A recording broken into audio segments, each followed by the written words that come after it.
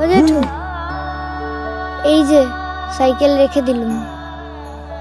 হ্যাঁ, এইদিকে শোন,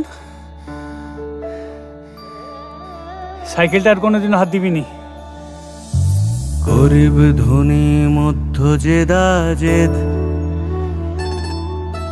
খিদের রাজ্যে রয় না ভেদাভেদ। ও মা, শীর্ণ এই যে বাপের বড়ি, শরীর মাথার ঘাম,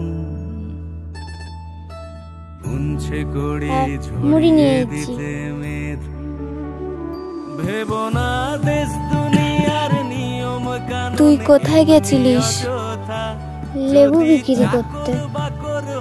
কই গো, একটা বই দাও না। আগে পেটে কিছু একটু দাও, তারপর বড়িটা খেও।